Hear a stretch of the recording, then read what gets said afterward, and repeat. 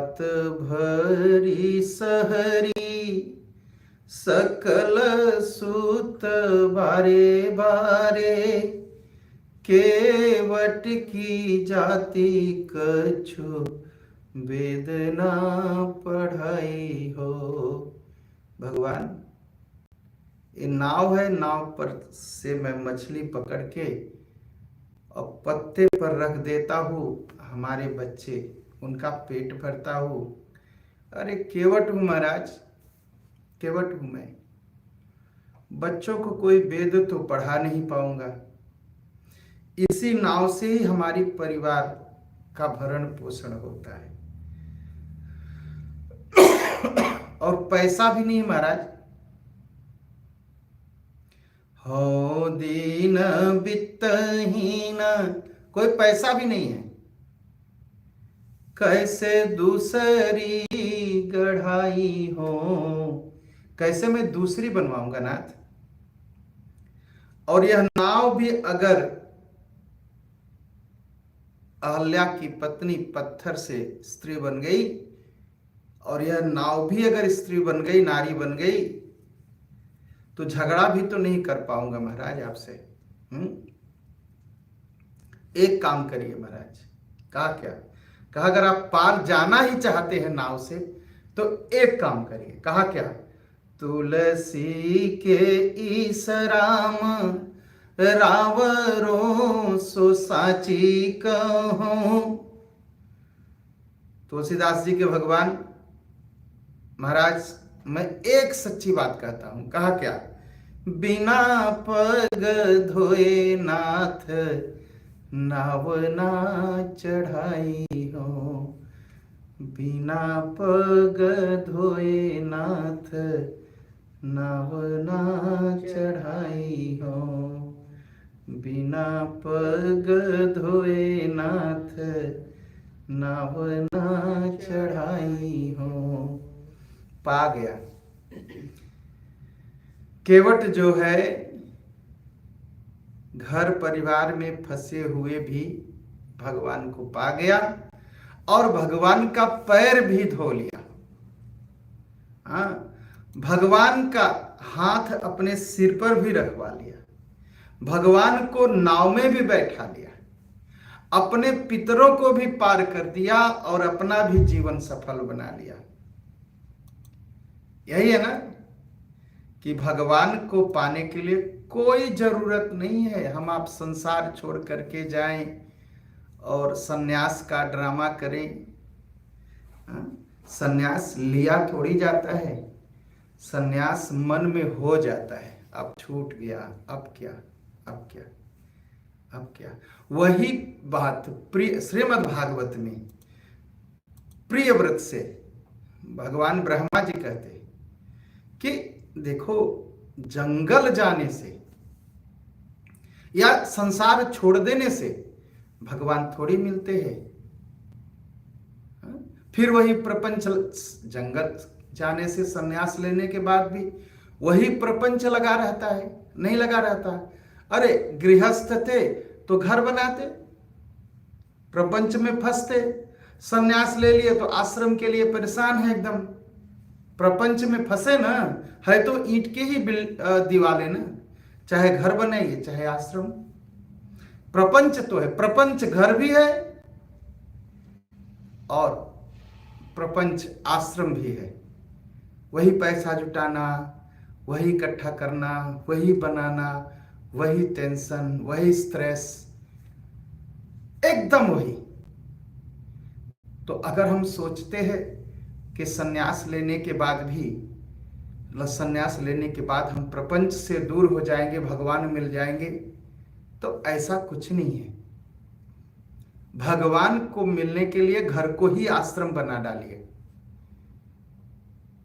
हाँ, केवट कहीं गया नहीं था, निषाद राज कहीं गए नहीं थे, केवट कहीं नहीं गया था, कोल बिल कहीं नहीं गए थे, भगवान वहीं मिल गए उनको।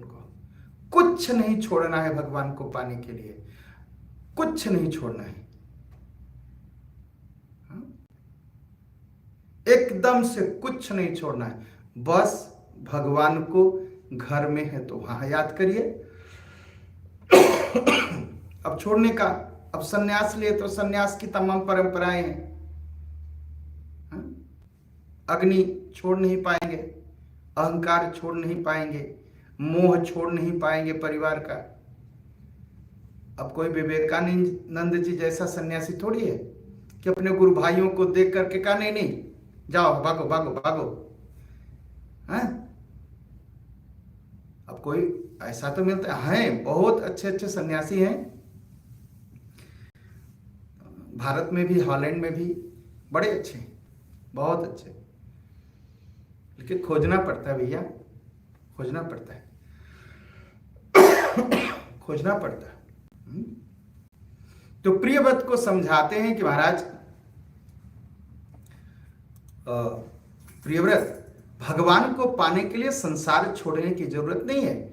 घर के अंदर रह करके ही साधना हो सकती है, घर के ही अंदर रह करके भगवान की सेवा हो सकती है, घर के अंदर रह करके भक्ति हो सकती है, घर के अंदर रह करके ही जाप हो सकता है।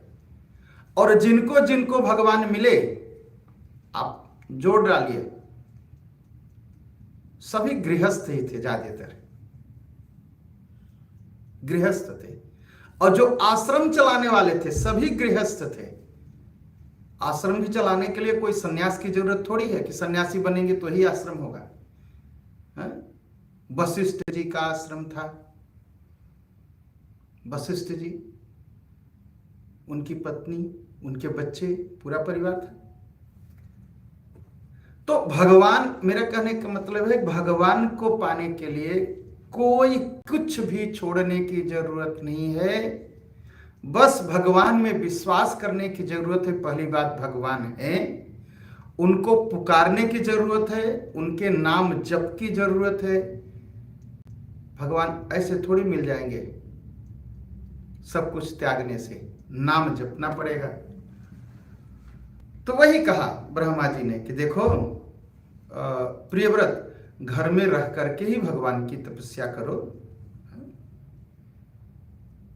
उनकी बात, ब्रह्मा जी की बात प्रियव्रत मान जाते हैं।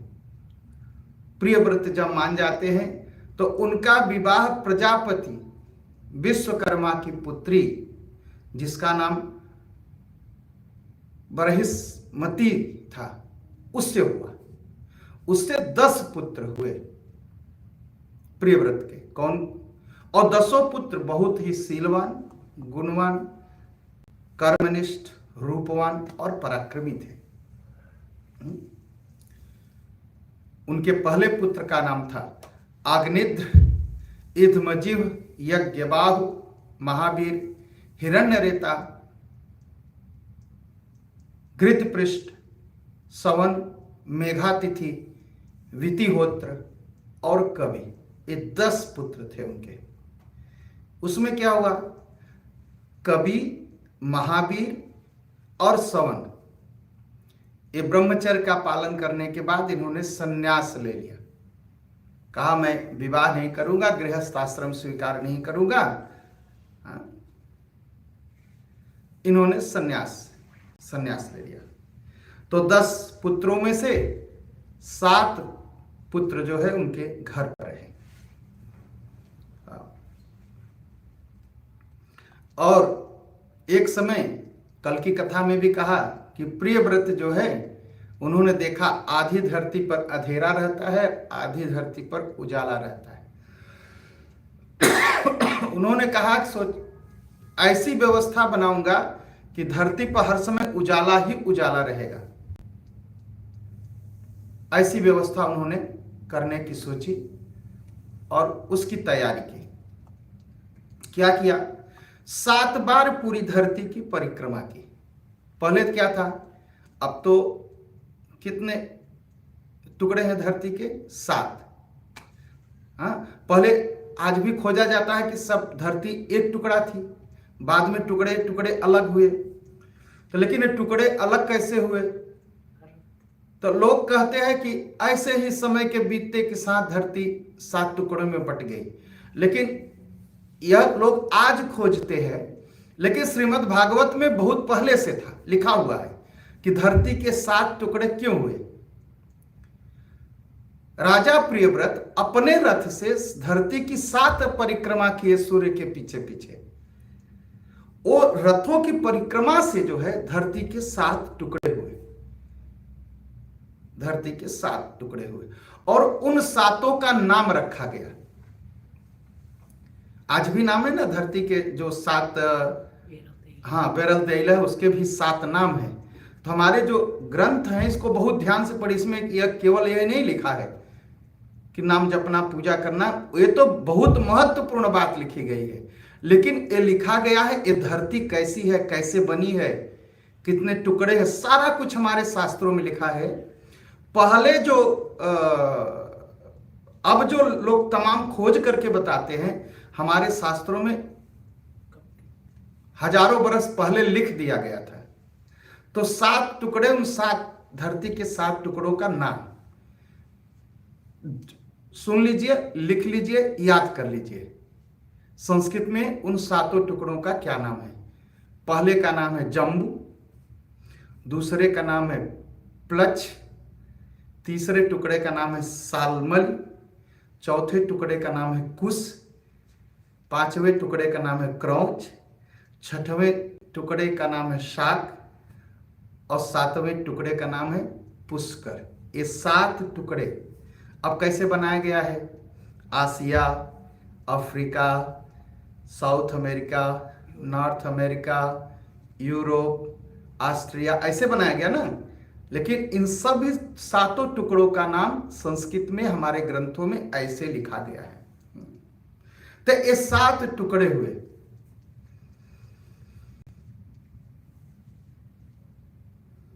और समुद्र भी कैसे है। समुद्र भी कोई मीठा समुद्र है, किसी समुद्र का पानी मीठा है, कहीं जाइए समुद्र का पानी खारा है, कहीं समुद्र में जाइए तो लाल है, कहीं दूसरे दूध की तरह सफेद है। इसलिए समुद्र के बारे में भी लिखा गया। इसमें सभी समुद्र बनाए गए।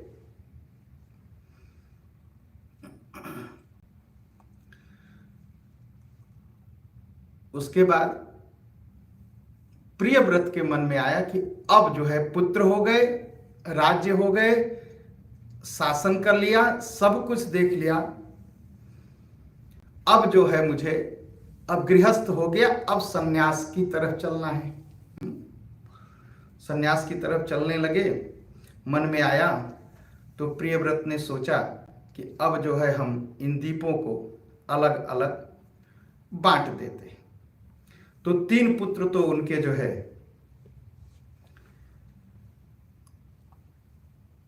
3 पुत्र उनके पहले सन्यास लिए, 7 पुत्र थे जो घर पर रहते थे, उन सभी पुत्रों को जो है अलग अलग द्वीपों का राजा बना दिया। अलग अलग जो वेरल दैला है उनका राजा बनाया। आग्नेत्र, इत्मजु, यज्ञभाव, हिरण्यरेता, घृतपृष्ठ, मेघादिति, वितिहोत्र, कंसा, सबको एक एक का राजा बनाया। सबको एक एक राज्य दे दिया, एक एक वेरल दैला का।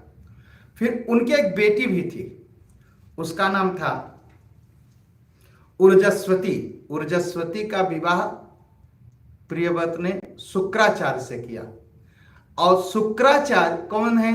शुक्राचार्य हैं राक्षसों के, दैत्यों के गुरु का नाम है शुक्राचार्य, और देवताओं के गुरु का नाम है बृहस्पति। तो ऊर्जस्वती का विवाह शुक्राचार्य से किया, और शुक्राचार्य से करने के बाद उसको एक बेटी हुई। उस बेटी का नाम था देवयानी। देवयानी की ययाति और देवयानी और कच्छ, ये सारी अलग कथा है, इसको हम फिर कभी सुनाएंगे। ये भी बड़ी बड़ी प्रिय, बड़ी अच्छी कथा है। तो जो जम्बू द्वीप था, जम्बू द्वीप के जो राजा बनाए गए उनका नाम था आग्निद्र। तो आग्निद्र जो थे, जब पिताजी चले गए प्रियव्रत जंगल को, सुखदेव जी कहते हैं, तो राजा आग्निद्र उनकी आज्ञा के अनुसार जम्बू द्वीप का पालन करने लगे। तो ये जो भारत पूरा है ना, ये पूरे भारत का नाम था जम्बू द्वीप। इसको राजा प्रियव्रत ने भारत को जम्बू द्वीप बनाया था। और जम्बू द्वीप में कौन कौन आते थे? भारत, पाकिस्तान, बांग्लादेश, अफगानिस्तान, ईरान, इराक, ये यूरोप, ये जम्बू द्वीप का भाग है। तो जम्बू द्वीप की जो प्रजा थी उसका पुत्रवत पालन करने लगे। वो राजा का नाम था आग्निद्र, और आग्निद्र के पिता का नाम था प्रियव्रत। एक बार वो पितृलोक की कामना से सतपुत्र की प्राप्ति के लिए पूजा करने लगे। आग्निद्र के मन में एक प्रश्न हुआ कि मुझे पुत्र हो, मैं पिता बनूं। उसके लिए उन्होंने क्या किया? वो जप करने लगे, तपस्या करने लगे। किस लिए? वो चाहते थे कि योग्य पुत्र पैदा हो। अगर योग्य पुत्र चाहते हैं लोग तो पहले उनको तपस्या सीखना चाहिए, तपस्या सीखना चाहिए।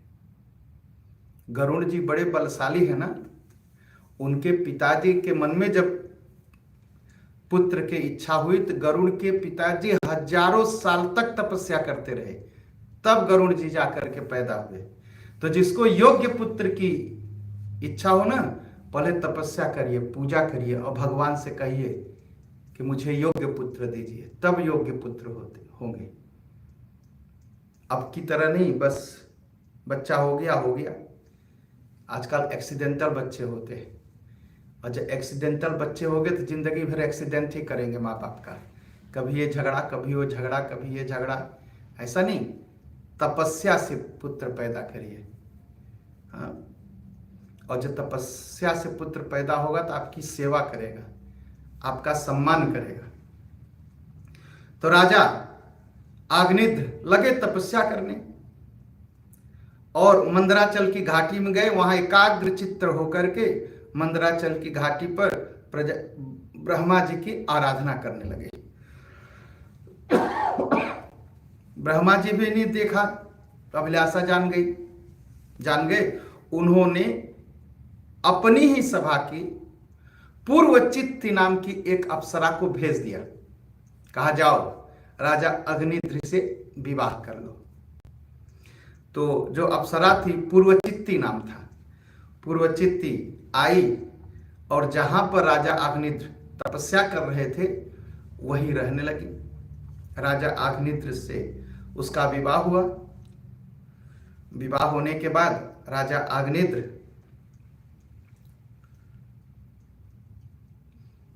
भाई, राजा अग्निद्र बुद्धिमान थे, शील थे, रूपवान थे, जवान थे, लक्ष्मी थी, धन था, रुपया था, बहुत धन था। और पूरे जम्बूद्वीप मतलब Bharat, Pakistan, Bangladesh, Iran, Iraq, Afghanistan, Bhutan, Sri Lanka, Myanmar, Europe, इस सब के राजा थे। इतने बड़े राजा थे, धन भी बहुत था। तो पूर्वचित्ती से जब विवाह हुआ उनका तो उनके कुल 9 पुत्र हुए। कौन कौन? नाभि, किमपुरुष, हरिवर्ष, इलावृत, रम्यक, हिरण्मय, कुरु, भद्राश्व और केतुमाल। मैं एक कहानी इसलिए भी सुना रहा हूं, जो मैं मंदिरों का नाम रखता हूं उसको सोचिए हमारे शास्त्र में कहां लिखा है। अब तो शास्त्र की चर्चा नहीं होती कथाओं में। मैं दक्षेश्वर नाम रखता हूं, मैं केतुमालेश्वर नाम रखता हूं। ऐसा नहीं कि बस ऐसे ही कुछ रख देता हूं। हमारे पिताजी हालैंड आए पहली बार तो उन्होंने अयोध्या धाम, काशी धाम राम नाम रखना शुरू किया मंदिरों का। 2 मंदिर थे, अयोध्या धाम और काशी धाम। काशी धाम क्रोनिंगन की तरफ था और अयोध्या धाम अम्स्टरडम की तरफ था। उसके बाद क्या हुआ, जितने मंदिर बनने शुरू हुए सब लोग धाम ही नाम रखना शुरू किए, फिर कोई मंदिर नहीं रखा। तो जितने धाम नाम आप दिखाई पड़ते हैं ना, 1984 के बाद ही धाम नाम रखना शुरू हुआ हालैंड में। तो लोग सोचे मंदिर का नाम धाम ही होता है।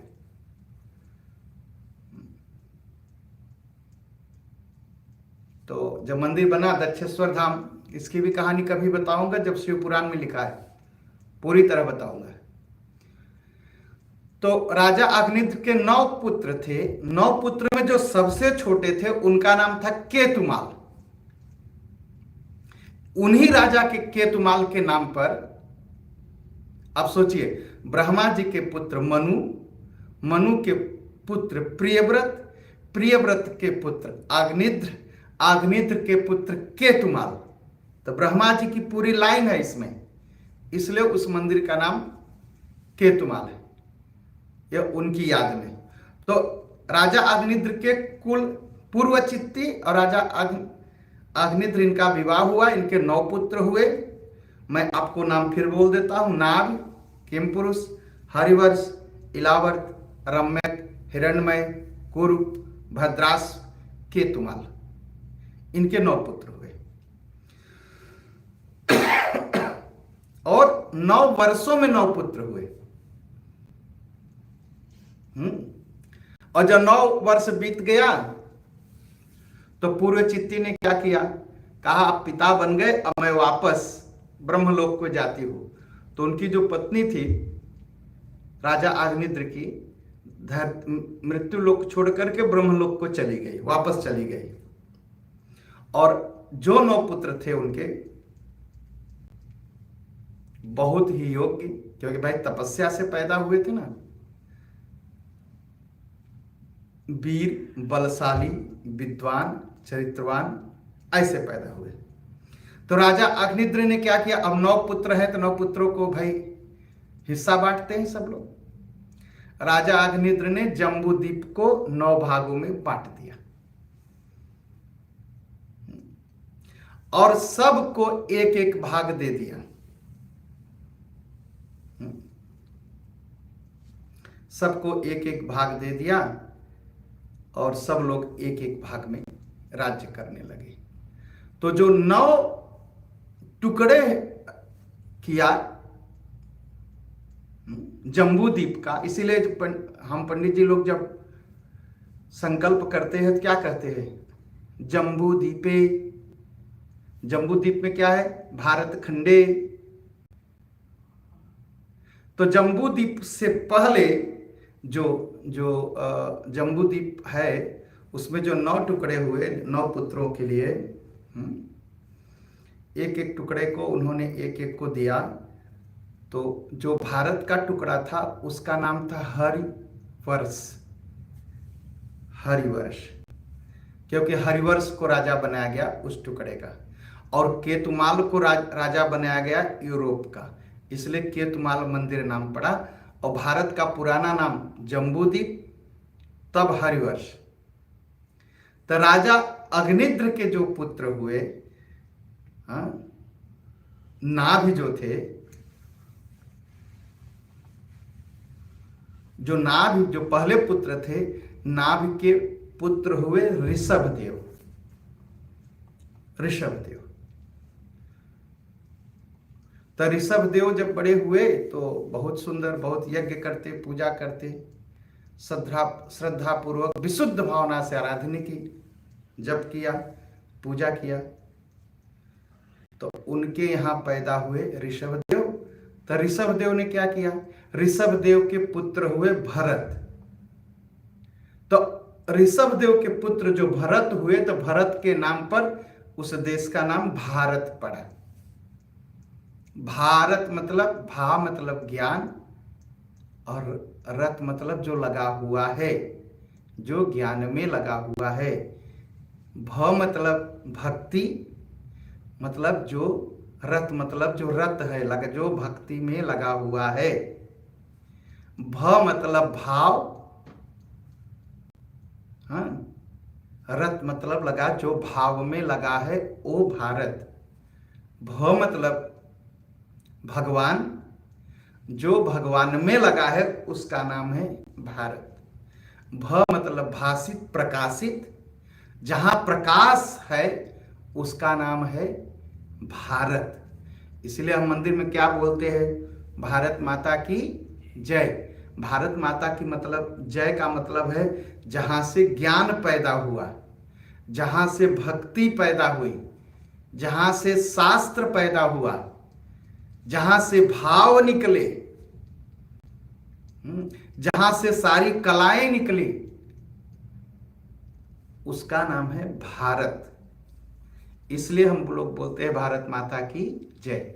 और सबको बोलना चाहिए, कोई घमंड की बात नहीं है। हम भारतीय हैं ना, हम जहां रहते हैं वहीं से बोलना चाहिए भारत माता की जय। हर पूजा पाठ में बोलना चाहिए भारत माता की जय। तो यह जो राजा थे, इनके पुत्र नाभ के पुत्र जो ऋषभ देव के पुत्र भरत के नाम पर भारत देश बना। और केतुमाल इस यूरोप के राजा बनाए गए। और यहाँ पर जो है उन्होंने भगवान की आराधना, भगवान का जो है पूजा, लगभग 500 बड़े मंदिरों को इस देश में उन्होंने बनाया। और जहाँ पर पूजा होती थी भगवान की, शंकर भगवान की। और यहाँ पर फिर एक केतुमाल का देश है। तो नाभ के पुत्र ऋषभ देव जी भी बहुत महान संत हुए और यहाँ के भारत के पर शासन किया। उनके पुत्र भरत हुए। भरत ने, शास्त्र में कई भरत हुए हैं। भरत, एक राम जी के भरत, एक शकुंतला के भरत, एक जड़ भरत, एक ऋषभ देव के भरत। जड़ भरत की कथा आती है, उनको जड़ भरत क्यों कहते हैं ये भी बताऊंगा आगे। तो आप कथा सुनते रहिए। और नवरात्रि आने वाली है, 9 अप्रैल से नवरात्रि शुरू होगी। नवरात्र में हम क्या करेंगे? नवरात्र में हम लोग हर रोज 10 माला नवार्ण मंत्र का जाप करेंगे, हर रोज मंदिर में। और पूरे नवरात्र में आप सबका स्वागत है। और देखिए, कथा तो शुरू हो जाएगी। कब से शुरू होगी कथा? पूजा शुरू हो जाएगी 6 बजे से। हालत आंख से हम लोग मंत्र जाप करेंगे, चुपचाप साधना करेंगे नवरात्र में। और किस मंत्र का? नवार्ण मंत्र का। ओम ऐं ह्रीं क्लीं चामुंडाय विच्चे। इस मंत्र में जाप करने से पूरा दुर्गा सप्तशती का जो पाठ है उसका फल मिल जाता है। और दुर्गा सप्तशती के पाठ का क्या फल है, या मंत्र जाप, इस मंत्र के जाप करने का क्या फल है? नवग्रह होते हैं ना, तो नवार्ण मंत्र है, सभी तरह के ग्रह शांत हो जाते हैं। आप बहुत दिनों से परेशान हैं, पूजा पाठ कर रहे हैं, ग्रह नहीं शांत हो रहे, यहाँ से वहां दौड़ रहे हैं। एक बार चुपचाप आइए और 9 दिन तक यहाँ बैठिए। और 9 दिन तक बैठ करके ओम ऐं ह्रीं क्लीं चामुंडाय विच्चे हम लोगों के साथ 10 माला रोज करिए 9 दिन तक। और 9 दिन तक करेंगे, आपका दुख समाप्त होगा, आपको सुख की प्राप्ति होगी। हाँ, अगर 9 दिन तक आप पाठ जाप करना चाहते हैं हम लोगों के साथ, तो अपना नाम आप पहले से बता दीजिए।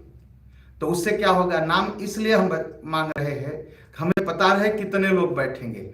ऐसा न हो कि आप अचानक एक दिन आए और बैठने के लिए कहे, आपके लिए जगह ही नहीं बना पाए हम।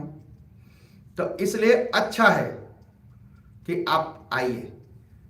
और जो भी इंफॉर्मेशन है चाहिए, आप टेलीफोन नंबर ले करके आप हम सबको फोन कर सकते हैं। हाँ, उसमें माला आपको लानी पड़ेगी। माला के लिए जपनी जो थैली होती है उसे लानी पड़ेगी। और आप जो है 10 माला रोज सामूहिक हम जाप करेंगे, सामूहिक यज्ञ करेंगे। इसका नाम है दुर्गा नवार्ण मंत्र साधना। आप सब आइए जरूर। तो 9 अप्रैल से दुर्गा साधना होगी, आप सब आइए। तो